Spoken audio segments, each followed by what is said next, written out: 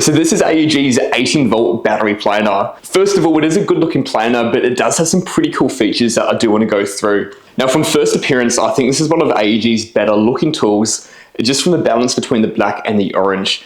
I'm not a big fan of a lot of their tools, which is just completely covered with orange, and I do love how this tool looks. In terms of size though, it is quite a tall planer. The handle seems quite high up. Even the knob to adjust the depth at the front seems quite tall. But even though the size of this planer is quite large, it doesn't hold much weight to it. One of the coolest things about this planer is the dual ports where all the sawdust and chips fly out of. Now, I don't know how easy this is to see through the camera, but there's actually a piece in the middle of those dual ports, which I can switch around. And you can see that movement there. I can actually switch which of these ports are in use, and obviously which side all the sawdust and chips fly out of. Obviously, I'm planing something above my head here. I want to switch it across so everything goes that way. And as soon as I'm working on the other side of my body, I want to switch it across the other way. I'm actually really excited to try that out on the work site. I was using another brand's planer today, and normally they've just got the one ejection port on the side of the tool. And what I end up doing is using it with one hand and having my other hand cupping over the port so that the sawdust and chips fly out, hit my hand and go down. Otherwise, if you're using the planer, you're just gonna get covered in sawdust and saw chips. So that is a massive feature. We can see we got this little switch here that we can flick back and forth on either side, and that's how we can direct which of these ejection ports we're using.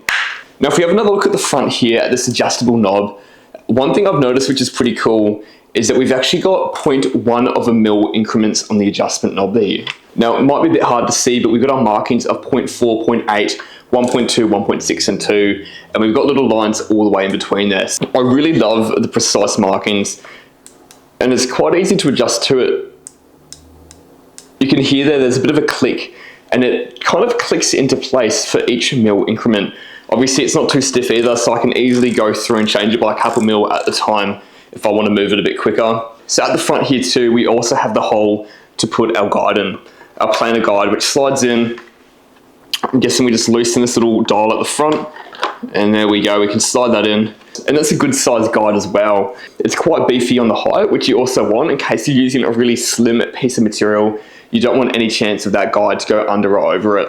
Alright, so this is actually another feature I do love about this planer. We do have a kickstand at the bottom. Now the purpose for this kickstand is for when you put your planer down, that kicks up, meaning that your blades aren't going to be touching whatever you put the planer down on, which protects the surface that you put the planer on and also protects your planer blades. So obviously a kickstand is great, but there are some times where I feel like I'm doing a lot of planing and the guard gets in my way and I'm trying to kick it down and I'm trying to like maneuver the planer to get it out of the way. When you're doing repetitive straightening walls and you're not putting the planer down, that can get annoying.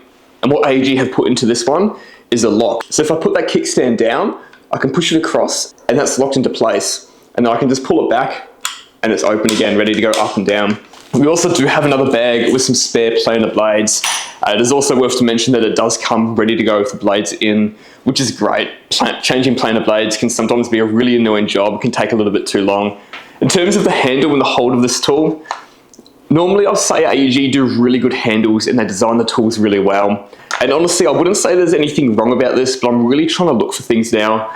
I almost feel like that safety switch that you've got to push down with your thumb is almost in an awkward position. It'd be a little bit nicer if it was a little bit further down on the handle so you can just easily grab it when you grip the handle. But I'm honestly just looking for things in this tool now. The one thing I would love to test with this tool though is after a long period of time, if we're going to start getting sawdust and chips jamming up in the middle of the planer here in the ejection points.